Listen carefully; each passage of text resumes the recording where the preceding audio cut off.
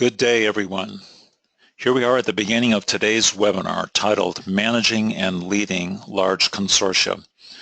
I'm your host, Mike Lasecki. I work at the Maricopa Community Colleges here in Phoenix, Arizona. This webinar is brought to you by the Center's Collaborative for Technical Assistance. I'll tell you a little bit more about them in just a moment. We gratefully acknowledge our support from the National Science Foundation. Today, many of you are familiar with the use of this interface called GoToWebinar. It's easy to use. If you look towards the right, you'll see under your attendee pane all the people that are currently logged into this webinar. Feel free to send them a message if you like, if you know them. And I'd like to encourage you to use the question window. If you look on your right, you can expand that question pane. That'll allow you to ask questions or share your own observations with today's presenters. Let me tell you a little bit more about today's webinar. As I mentioned, the webinar is being recorded and you will be sent a recording link. What is the CCTA thing? Well, first of all, it's led by 5 national centers. You can see their logos and their descriptions there. My center is the one at the bottom, the Networks Resource Center at the Maricopa Community Colleges. Thank you for joining today. The purpose of the CCTA is really responding to requests from the Department of Labor to the National Science Foundation. They asked us if we could share technical assistance with the Department of Labor TAC grantees. Now, beyond the TAC program itself and the National Science Program, many of us online are here just to find out more about managing large consortia. We deliver webinars. There's a convenings that we'll talk about a little bit later in this broadcast. I'd like to start today with a poll. Now, I haven't launched the poll yet, but when it comes up, I'd like to ask you if you're involved with an NSF grant, a TAC grant, both or neither. Let's see if I can launch the poll. Well, I should be able to do it. Okay, here we go. So if you'll use your screens, just check in those boxes. You're either involved with an NSF grant, involved with a TAC grant, both of them or neither. And then hit the submit button. Okay, good. Information's coming in on the polls. Thank you. You obviously know the answer to this question, so I'll give you just another moment, and then we'll take a look at the results. I'll do a little countdown, so please click those radio buttons, 5, 4, 3, 2, 1.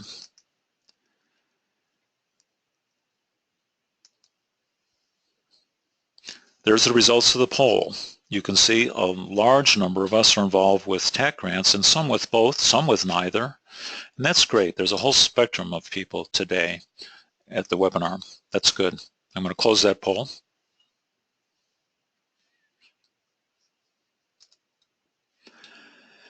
One more question. Many of us use this opportunity to gather with our colleagues and watch these webinars.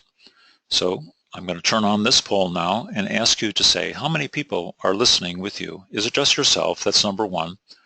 Or are there 2, 3, or more? So here comes the poll. It's open now, so go ahead and respond. Quite a few people, of course, are responding with just themselves. Oh, quite a few are listening with 2 or a colleague. That's a good way of doing these polls. We do that here at our own organization. We'll gather in our conference room and pull up the webinar itself. Okay, so just go ahead and finish. I'm just about to close this poll now. All right, thank you. I'm closing the poll. Let's take a look at the results. So the majority of us are single listeners. That's good, but quite a few people who have 2 people listening with them. Well, thanks. That helps us determine our audience.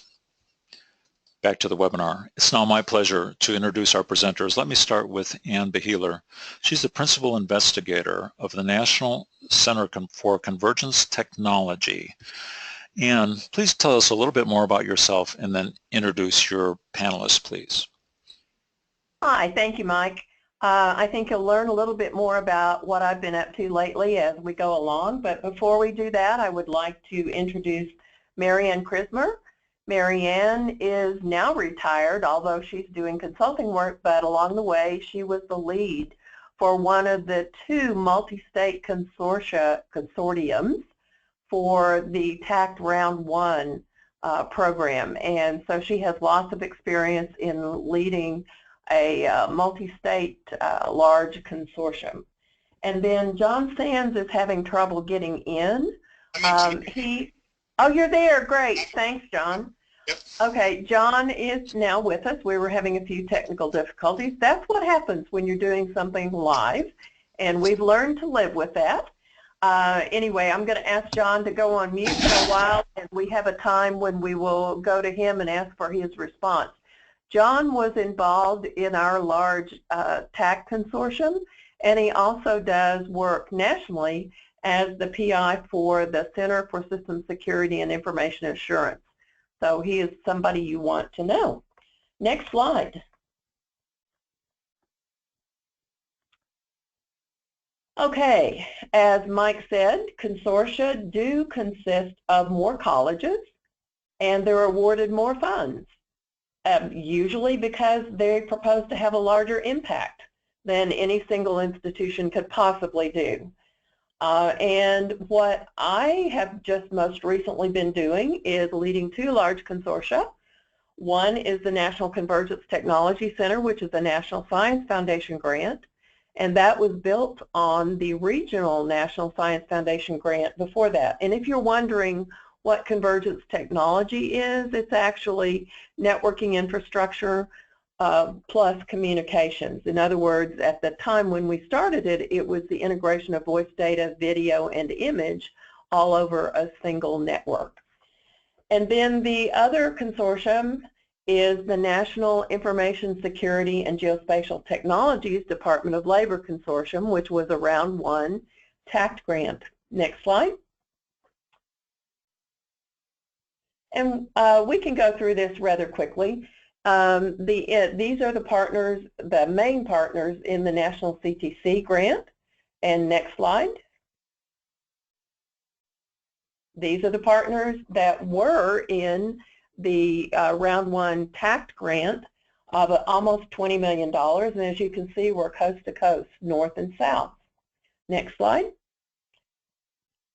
Now, why did I lead both of these at the same time? Well, first of all, they had overlapping disciplinaries, and we're going to talk about that in just a minute. But what happened is when we decided to go after the round one TACT grant, we built it on the work of 4 current and 1 previous National Science Foundation Center, and our center was one of them.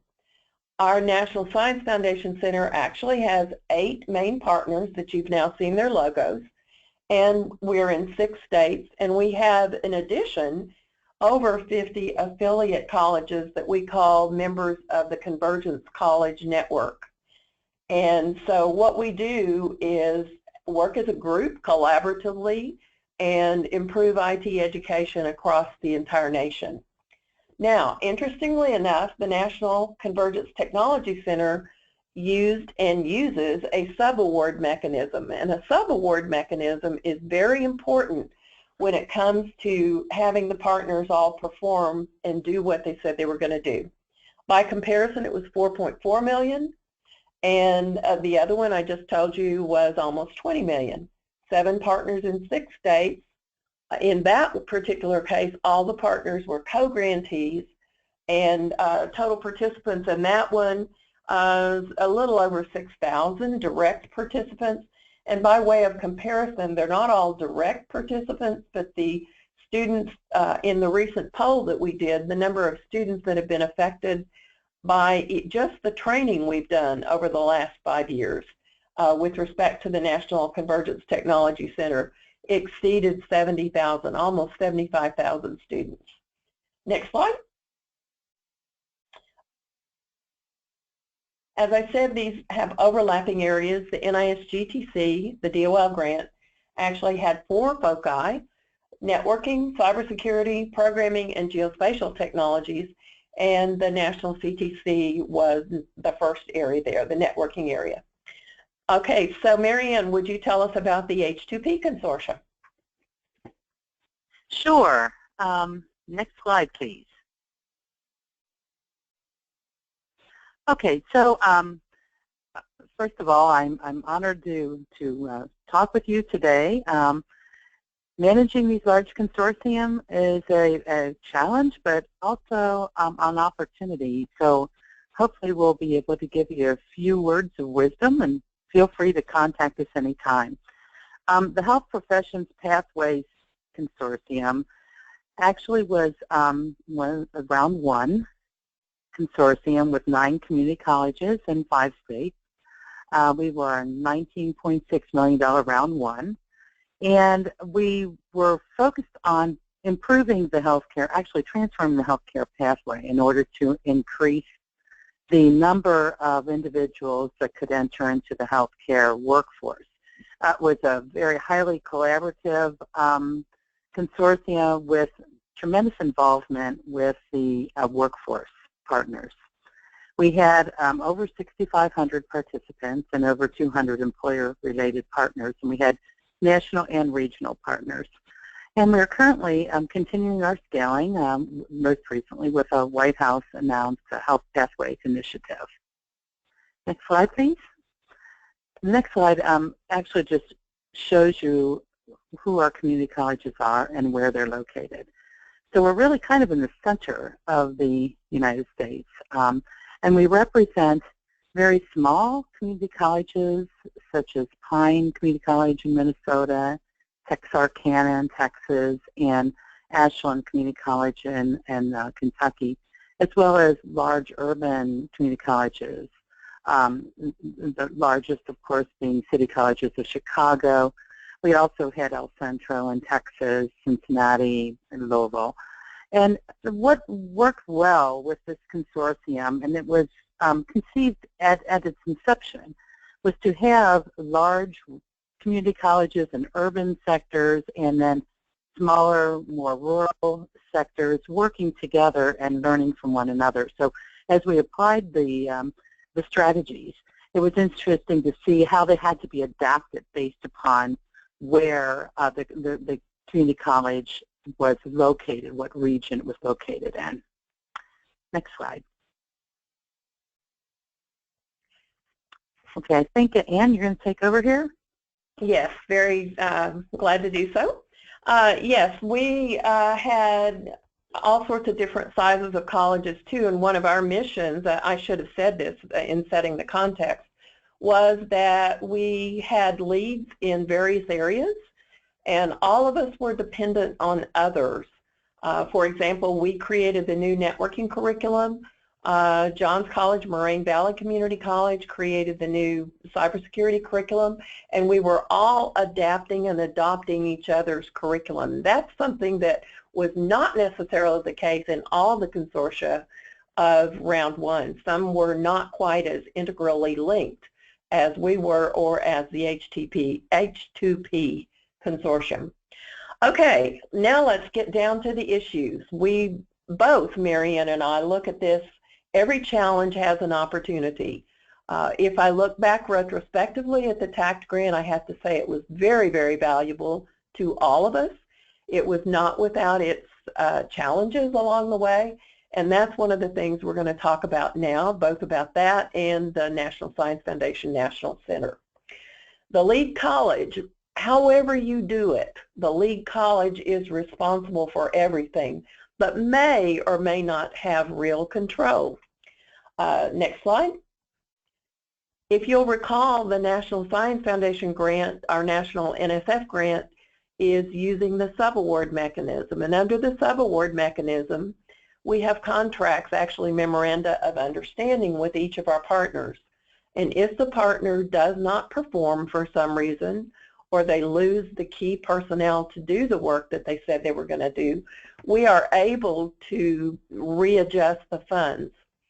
In our TACT grant, however, we were all co-grantees, and I know it varies by program officer, but each of the partners had their budget from start to finish regardless, and I know that's not always the case. But regardless, whether it is a subaward mechanism or a co-grantee mechanism, the lead is still responsible, and it's very important to have a memoranda of understanding with each of the partners in advance, getting them to say exactly what they're going to do. And as a matter of fact, we did this at least a little bit more informally before we actually put the proposal in. We had the colleges agree what they were going to do and what kind of monies they were going to get. We did, though, learn that because we were in 6 states, that getting these memoranda signed was quite difficult because there were different state rules, different college rules, and it was very time-consuming. It took between 6 and 9 months before we were able to get all of the memoranda signed. Each one truly ended up being a one-off exercise. Next slide. Now, what needs to be in the MOU? It has to have a statement of work. What is the partner going to do? A timeline needs to go with that statement of work. The budget, of course, and you can make adjustments to the budget, but that depends on who the granting agency happens to be. It may be easy, it may be hard, but I'll just refer you to whoever the granting agency happens to be. And in the MOU, there must be designation for how the programmatic reports are going to be submitted and how the financial reports are going to be submitted, as well as the dates by which they must be submitted. And there must be contact information programmatically and financially for the lead and the consortium partner, and you have to keep it up to date if personnel change. Next slide. Other challenges, as I said, the funding opportunity, the statement of funding opportunity, the grant agreement, whatever, must be understood in great detail. And I have to say that our contract for the DOL grant was, I want to say something like 75 or 80 pages. And each time I read it, it was a new event because I learned something more. On National Science Foundation, it's a little bit less involved, but there are guidelines, rules that are associated with it anyway. So you must be aware of what the rules are for the particular granting agency that you're working with. It's also important to set up the evaluation protocols from the very beginning so that the partners know exactly what they're going to be evaluated upon, and they need to agree to that. And it's also important to start creating the grant policies and procedures from the very beginning, if not even before you're awarded. Marianne, would you like to add something to that? Sure, I concur with everything you said. I will also say that that memorandum of understanding, it truly will take 6 to 9 months in order to execute it when you have multiple states and multiple organizations involved. So don't be frustrated by that. You just need to, and in the interim, you're utilizing the SGA and the grant itself. And everybody has an idea of what they need to be doing. So it's not like you don't do anything until that is executed, but you do need to facilitate that as quickly as possible. One of the startup challenges I would also say is that I think there's a little bit of shock initially with what everybody has agreed to, and you often will even have changes in personnel between the time that the grant was under development and it was received. So you really have to spend time with the stakeholders going over what they agreed to and getting them to understand, and that will help to facilitate then also the MOU, because if somebody new gets the MOU that wasn't in on the development, they may put a monkey wrench in your ability to get that executed. So important right up front is to review with the stakeholders what it is they agreed to do. Okay, next slide. Yeah. Anne, do you have anything else you want to add? Or? No, I was just going to say next slide and let you take it off on the next topic. Okay, very important topic as always whenever you have large groups of individuals, because miscommunication can really derail you. So the importance of regular open communication and using multiple sources cannot be stressed enough. Next slide, please. Okay, so communication, first of all, you have to conceive as to and agree up front as to how you're going to communicate. There has to be some type of an electronic type of communication. And we used Basecamp, I think, and you did also, is that correct? Use Basecamp Yes, with your, which is great because you can share files. There can be regular communications coming through the email. So we found that Basecamp, and setting that up right away, was inexpensive and an easy-to-use communication venue. You can also direct it for particular sectors, such as communities of practice. We did develop 4 communities of practice that met independently and then came together on a regular basis to report. So they could sector that out. That was very helpful. Communication needs to happen also face-to-face. That's how the relationships develop, and then they can continue on electronically. We had a regular monthly consortium calls and then regular weekly calls with various communities of practice in various sectors that were leading the project. It's very important then, in addition to that, that the project leads keep an eye on the communication with each of your co-grantees.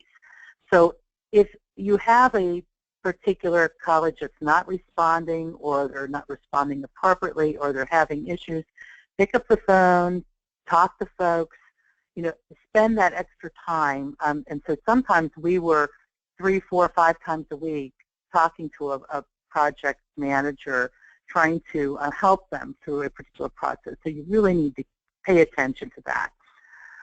Frequently used webinars, teleconferences, and our annual face-to-face meetings, and also we had special meetings related to evaluation, sustainability, data, that we, and core curriculum, which was huge for our particular grant. We established a national core curriculum for healthcare. So we had 2 conferences directed just towards that. So those were very important. Do you have anything to share then, Anne? Sure. We have a few more slides, but a comment I would make here is it's very important if you have a consortium where people or various colleges are going to depend on the work of other colleges, that progress be shared publicly and often, and that if there are compliance issues that need to be addressed, which of course there were in the round 1 tax grant especially, we needed to have that happen, and we actually met weekly.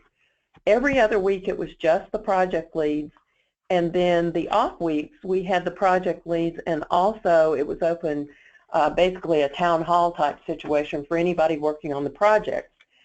Please do not necessarily depend on your project leads to always communicate clearly with everyone on the project.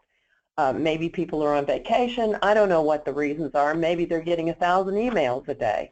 But it's very important that these meetings be open to others as well. So next slide. Marianne, you want to start? Yeah, I'll go ahead and start with this. The importance of branding your program both internally and externally, and this is internally to your stakeholders. You have to determine what your elevator speech is going to be together. And then certainly we had National Advisory Council and national organizations that were working with us, but they too were affirming and helping us brand and get the word out. So, the importance cannot be emphasized enough of getting the buy-in to this and having everybody truly speaking from the same hymnal. And then finalizing the program operations procedures manual. We actually had a lot of operations and procedures that we were collecting, and it really wasn't until we had our site visit from DOL that we put it together in the manual. We then had this available on Basecamp for anybody to utilize, and it was extremely important because, as it is inevitable, we did have some performance issues with 1 or 2 of our co-grantees.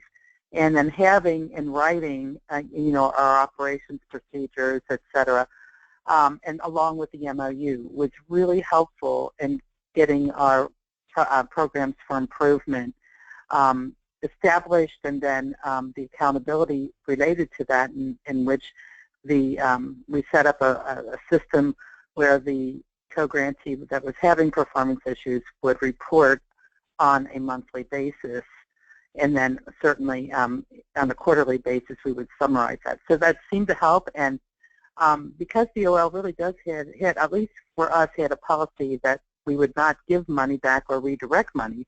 So when they were underperforming, we had to make sure and spend extra time to make sure that they would be coming up to speed. And these particular mechanisms, communication, really did help. Next slide. Okay, so meetings, again, the documentation is extremely important, because every once in a while you'll have someone that maybe, or a organization that is saying that maybe you didn't communicate or they didn't know. And so being able to have these records to be able to share, to be able to indicate, yes, indeed, you did agree to this, or this was established, was very helpful. And then we did, again, all of our minutes, all of our recordings, everything was posted to Basecamp. By the time we were finished, we had a huge, huge set of files that really chronicled all the work of our 4 years, and which was very helpful. Same here. Okay, next slide. All right. So, Ann, I think you have this one, right? Well, I can start. We had a business and industry leadership team for each of the 4 strands, and I won't go into details about what that entails, but we do have a best practice on the CCTA website, and if you want to know more about that, you can contact me. We also work, just like you did, with several CBOs and with the workforce system, and I will say that some of the workforce system groups work better than others. And then in our state, contacting the individual TAA coordinators was a bit problematic also, because they were actually so busy. So why don't you finish this one up, and then I'll take it over from the next slide. Yeah, I wanted to, this is an area that I do feel that H2P Consortium did very well. We actually, within our grant, did identify some funded partners up front. For example, we had NOB, National Association of Workforce Boards, and they really helped us. Ron Painter, the CEO, and his group really helped us with our regional workforce board and getting a buy-in. Plus, we were able to have a national conference for community colleges and workforce boards to talk about how we can work more effectively together as a team. And that was in 2014, a day meeting before their annual meeting in Washington, D.C. So that was helpful. We also had NN2, which is the National Association associated with community health care and community colleges. And they are, and continue to be, post-funding, a very important partner. We were able to establish a communications vehicle through them. We utilized their website to get information out to all of our members, and also in the scaling that they have been extremely important, and even have adopted our communities of practice with this national organization and continue the work of H2P beyond the life of the grant.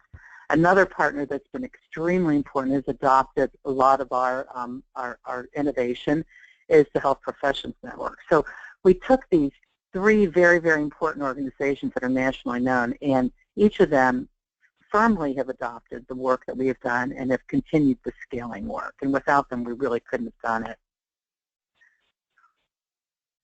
Okay, so should we go to the next slide? And Ann, you're going to introduce the next topic. Yes, we're running a couple of minutes behind, at least on our timetable, so I'm not going to say a whole lot here, but it is a challenge when some of the partners don't deliver on their commitments either properly or in a timely manner. And next slide. I won't say a whole lot about this, but it's very important to meet with the consortium partner administration. The president's name was on our proposal. Interestingly enough, we had probably over half of the presidents changed during the time frame of our grant. However, we took the time to make them aware of what was involved and make sure that we actually went over the SOW with them. They have so much to take care of that we found in many cases that the presidents and the VPs had not taken the time necessarily to read all the details. Also, I'm going to leave dashboards to Marianne, but the project plans, going over them in monthly status meetings, as I said, we did them every 2 weeks. And I also can, at least with the project leads, and I cannot understate the importance of having actual site visits to the colleges by the lead. We did that twice during the grant, and we met with the project team at the colleges as well as the deans and the VPs and faculty and the presidents in almost all cases. And that was very, very important. And again, document, document, document. We documented everything. Would you like to talk about more of that, Marianne, very briefly? Yes, very briefly. We also did 2 site visits during the life of the grant. They were 2-day site visits. We also did engage the administration as well as the community and their workforce in the visits. And we have a very extensive document we had them prepare prior to us coming that helped us and helped direct that visit. So all that is available on the skillscommons.org website. So you can access that by just clicking on H2P, and you'll see over 100 different articles, et cetera, that address some of these issues that might be helpful. We did use a dashboard. We had a quarterly dashboard that was available to all the community colleges, what the Calvin Consortium was doing as a whole related to its goals. We did meet 98% or meet or exceed 98% of our goals, which was exceptional. And we were able then to pull out certainly the individual community colleges. So if there was a problem, a red light, yellow light, green light type concept that we were measuring on a quarterly basis. So next. Okay. John, would you like to respond to this as being a part of the NISGTC grant, and anything else you'd like to add about what worked or what you would advise to people? Yeah, I think I would. On ours, I think there were a couple of unique things that I think were very useful, and that is when Ann found the partners to this, like she said, she took leads in each of the different areas. And I think that gave each of our other teams a real head start. In our case, we were starting new programs, but now we were talking with people that had, they were national leads in some of these areas. Like a good example was GIS. So that allowed us to ramp up our program much faster than if we did not have that leadership and someone that brought that level of experience to the table. John, excuse me, John, could you speak a little bit more into the mic? You're coming in a little faint. Thank you. Oh, okay. Is this a little better? Yes, that's better. Thank you. And I think the other thing that I would mention is potentially selecting champions, and I mean champions at every level. So Ann talks a lot about our business advisory groups built, but part of it is that they were really champions, and then we had champions again that led each program.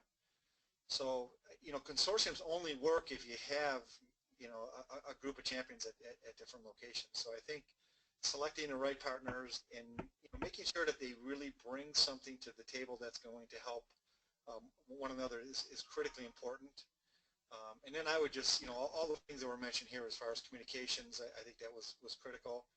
I'm glad to hear from both of them that one of the things I think helped everyone was making sure everyone was up to date on progress. Because in some cases we reached out and helped one another in areas where one school might have been lagging and another school might have been ahead. Ann might reach out and say, could you step out and help this institution because they're having an issue with this particular thing. So, and I think that's why consortiums are preferable in many cases, because you have that flexibility and you have that ability to network and help one another on reaching the overall goals. Thank you, John. Mike, could you ask just one question at this point so we can maybe get back on track? I will, Ann. In these large consortia, how much autonomy do you have? When do you need to ask for permission for something, and when do you just go ahead and do it? Is there some rule about that? It varies by the funding agency, and I think that's a discussion that we could spend an entire webinar I on, bet. frankly. Yeah. Yeah, it depends. Budget changes on DOL, we had to go back to the source to get them changed within reason. And then on National Science Foundation, they're a little bit easier to do. But I think that varies so much, I'm not sure we can say a whole lot about that in the general sense, Mike. So the answer is it varies. Yep. Okay. I think it is. Let me just make one more comment. And okay. John, your audio level is still a little bit low, so before you come on again, let's see if we can't pick it up a little bit. Go ahead, Ann. Okay. Marianne, would you like to talk about the next challenge and opportunity? And could we go to the next couple of slides? Sorry, we didn't advance for questions. Marianne? Uh-oh, are you on mute? Again. Yeah, no, I'm back again. I just okay, good. I also wanted to make the comment that your FPO needs to be your best friend. I would constantly, if I had a question, any question, I would contact my FPO and always got great advice. And he often became my advocate with National DOL. So, you know, just keep that in mind if you have a tax grant or any DOL grant. Okay. Yeah, same for us too, in both NSF and DOL. Okay, very good. Challenge and opportunity, sustainability. The importance here is that it cannot be an afterthought, and hopefully you have the opportunity to consider sustainability as you are writing your grant, because a sustainability model that's written into the grant is the strongest sustainability model. Next slide, please. Okay.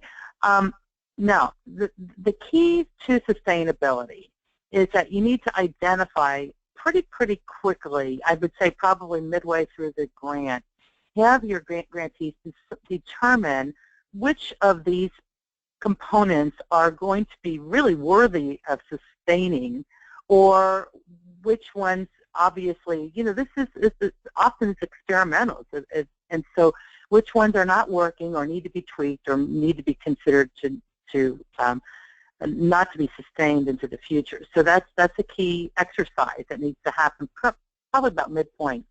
We had a system where we were constantly reviewing data, looking at our transformation, looking at which of our outcomes was trending to be the most positive, and then looking at these for scaling. And being part of the National TCI movement, Transformative Change Initiative, was extremely helpful for us because it forced us in an organized manner with having external support to identify those key transformative changes that we wanted to sustain. And then looking for opportunities. For example, we did a commitment with the Clinton Global Initiative, which helped us, again, expand our network and expand opportunities for these particular outcomes that we wanted to sustain. And as a result, you know, we were able then to seek out the partners, both internal and external, that would help us sustaining our innovation.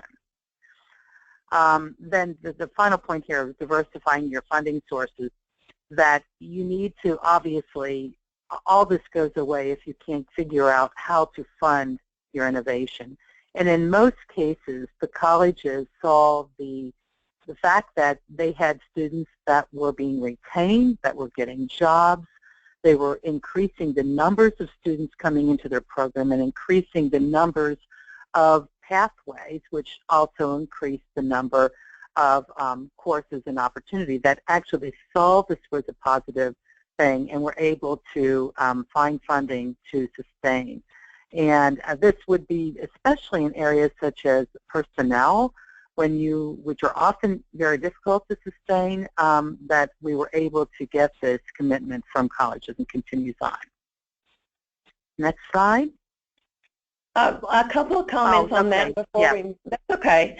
A couple of comments on that. I think it's important, if you propose something, you need to consider collecting data that would support sustainability from the very beginning, not waiting to see if something works out and then go back and try to create the data or get the data.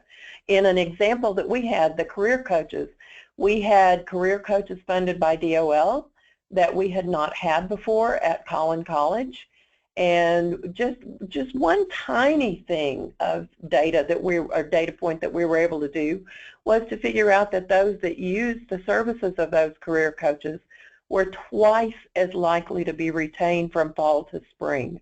Retention is a big deal. Also, too, on the picture, we doubled, at least, actually in some cases tripled, the number of degrees and certificates, and we also would attribute that to the career coaches and the tutors. And I will say that we were able to sustain 3 career coaches when I really only hoped to get 2.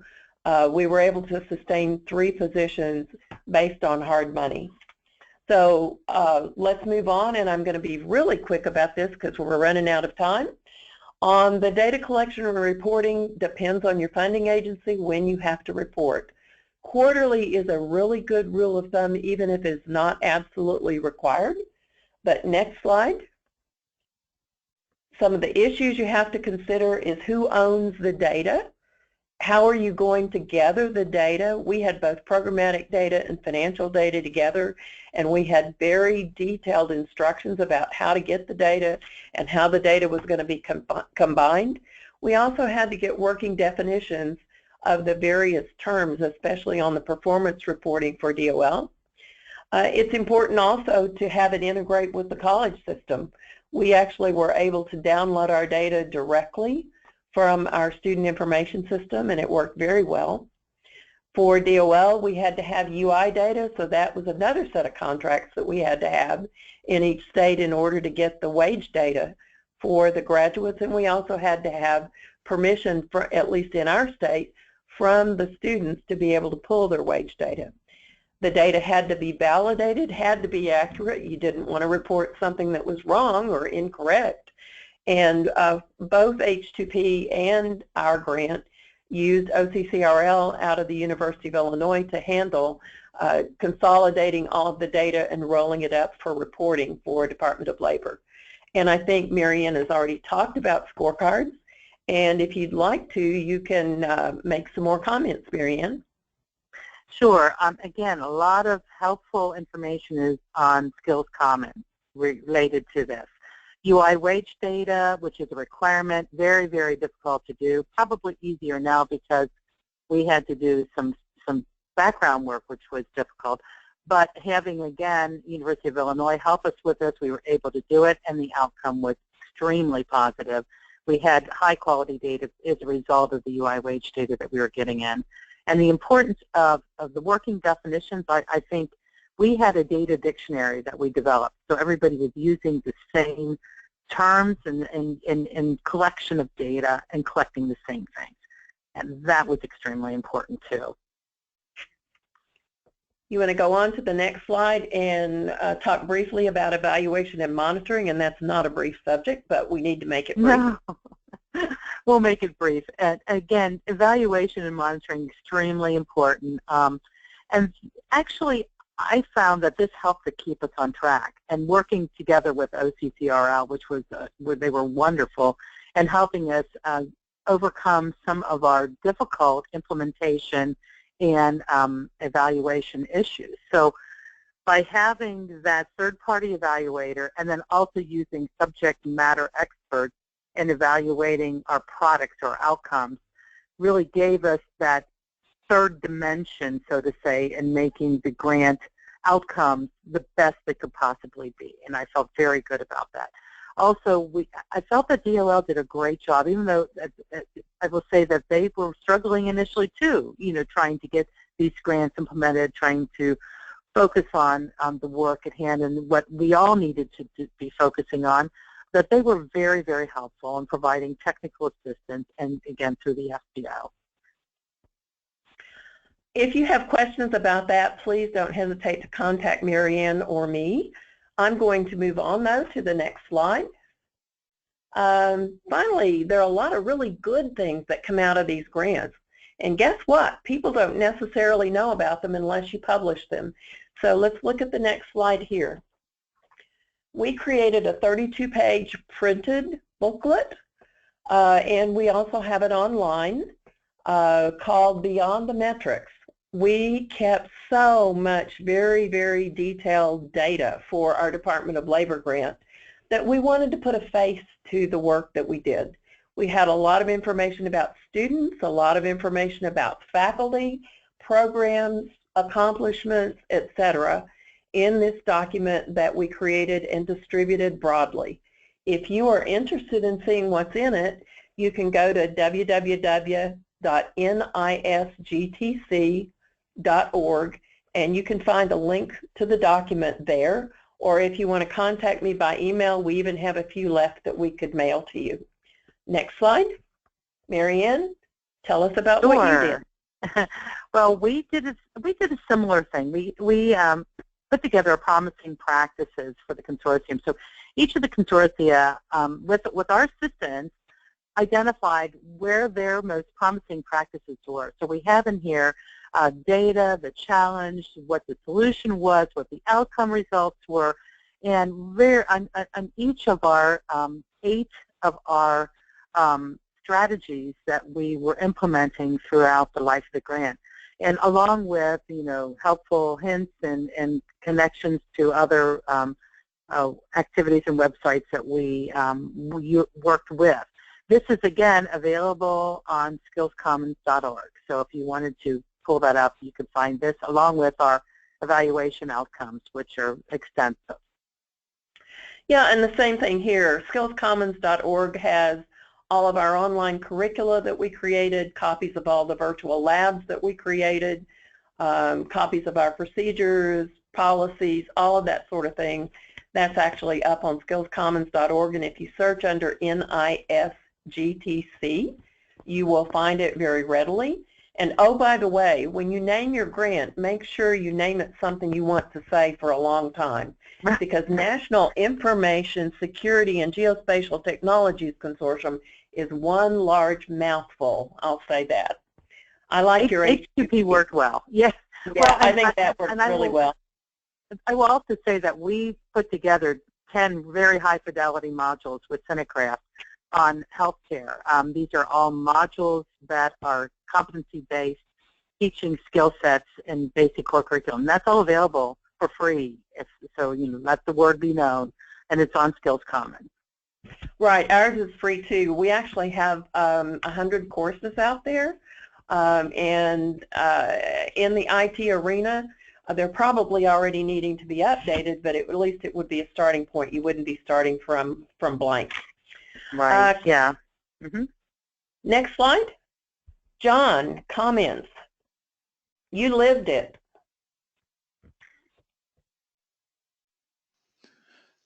John, are you there? John, you'll want to come off of mute. He's on mute right now, Ann. There he is. Uh-oh. Is my audio any better? Now you're in, John. You're still a little weak. So speak up for us. Just project. Use your teacher voice. Yeah. All right. All right.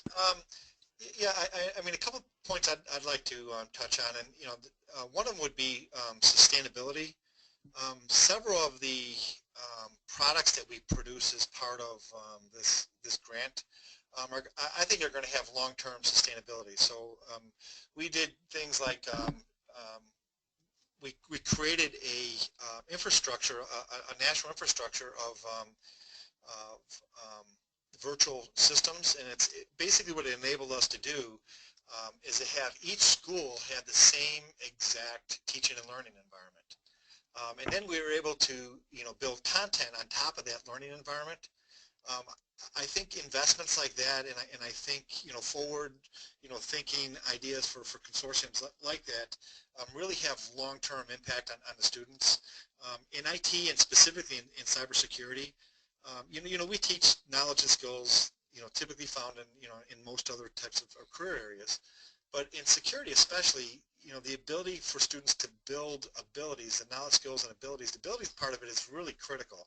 And for us to be able to build these complex virtual environments and then have students be able to actually experience different types of attacks and different types of tools that they could use to fend off those attacks, or in cases of others with GIS, practical examples of applying some of these technologies and problems that you might run into. That's where I think these large consortiums really work, and I think they end up with products that have long-term sustainability. I know our environment, we're using it in many more areas than we ever expected to use it when we initially were part of the consortium. So components like that I think are very useful, and I think it's one of the reasons why consortiums are real valuable when you put in for grants like these.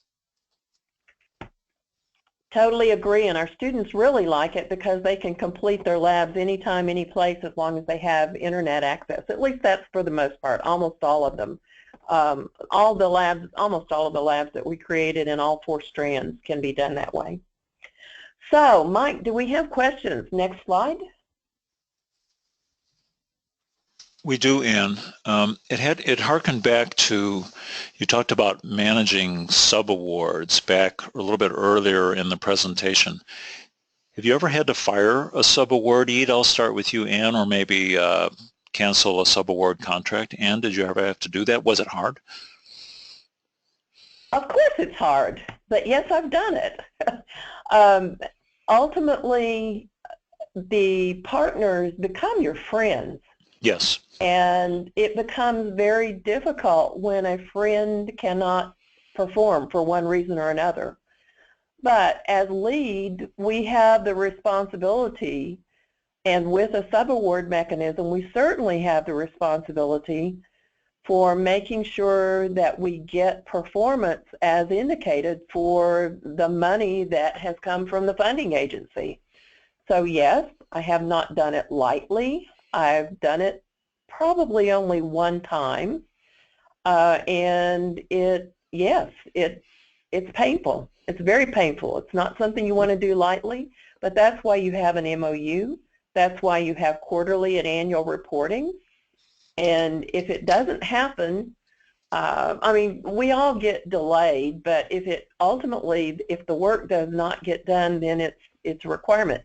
However, in the co-grantee situation, the lead has to intervene and has to try to provide the technical assistance and prop up the group that may not be performing. Marianne, you want to make a couple comments? Yeah, I do want to make a comment. We actually were 10 when we started, and we ended up 9.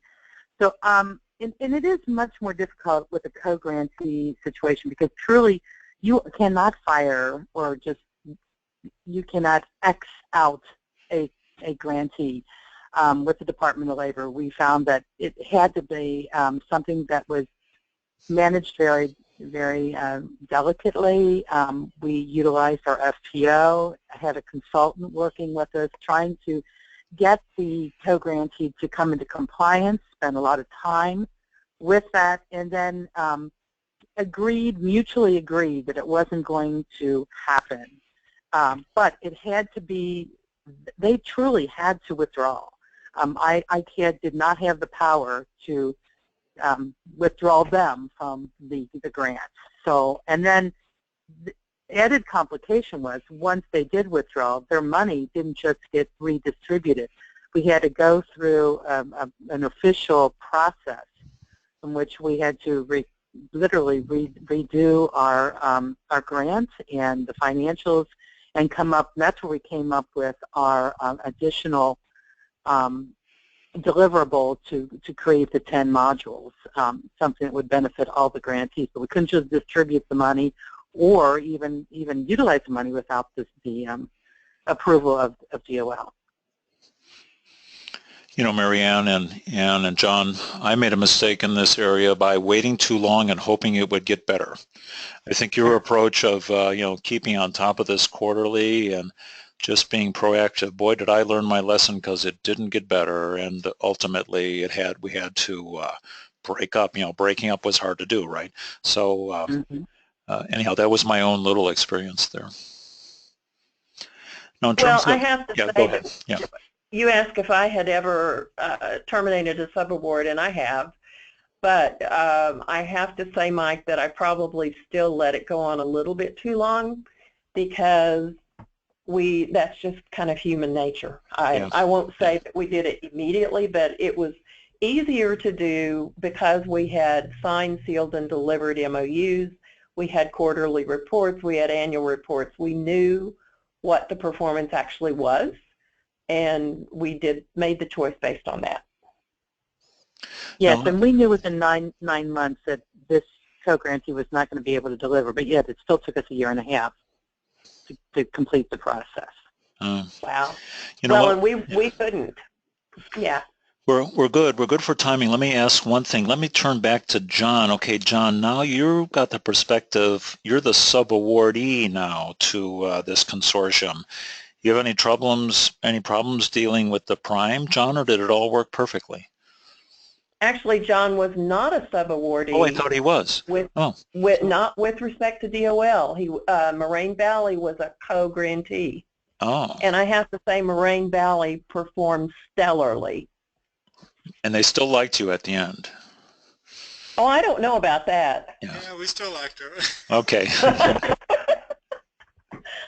It's hard. I will say the lead has to push. Sure. And I think, Ann would bring it back, and our evaluators would bring it back. It's really about the students and the service that we provide. So, with that in mind, I mean, it makes those decisions a little easier, because, that's what this money is for. Ultimately, that's what these programs are for. So, I mean, it's a tough personal decision, but that's what you're balancing. So. You know what, Ann, in the interest of time, we've got a couple of announcements as we close out on this webinar. We'll turn back to you presenters in just a minute for some closing comments. Let me go forward just a moment. Attendees, this is part of a webinar series, right? All of our webinars go off at 3 p.m. Eastern, and coming up in August, isn't it amazing how soon August will be here? Internships and apprenticeships, boy, those are getting to be critical today, giving our students some sense of work experience as they go and seek employment is just a huge amount of value. So that's coming up, and just go ahead to atecenters.org/CCTA and log into that. Now in Pittsburgh, a little bit later this summer, just next month in July, is the High Impact Technology Exchange Conference. At that conference, we have a special convening for DOL and NSF grantees. You can see all the details here. Basically, the registration is at the conference website. It's free. It's on Friday, July 29th, and it's just in the morning. That should give you enough time to get back home from Pittsburgh as we go forward. There's a little bit more time to register. Again, it's free. Click on that grant. You'll get some more direct experience of talking with your colleagues. Good way to share best practices at that event. So that's part of the CCTA program. Our 3 presenters today, I've worked with them for a number of years, and they're really willing to help. If you contact Ann at her call-in address there, Mary Ann at her Gmail, or John at Moraine Valley, you can see their things there. They're going to get back to you. They like to do these things. So thank you again for that particular information. As we get near the end of this webinar, as you exit today, a survey will automatically pop up on your screen.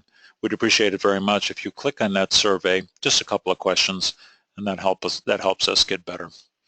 As we wrap up today, I'm just got a final couple of closing comments. And you said you weren't quite sure why in the world you did both of these grants at the same time. But let me ask you this. Would you do your TAC grant again? Would you do it again? I think given what we got out of the TACT grant and the NSF grant, I did lead both of these grants simultaneously, and both were full-time jobs. I worked incredible numbers of hours, 70 or 80 hours a week for 4 years for the most part, which is kind of insanity.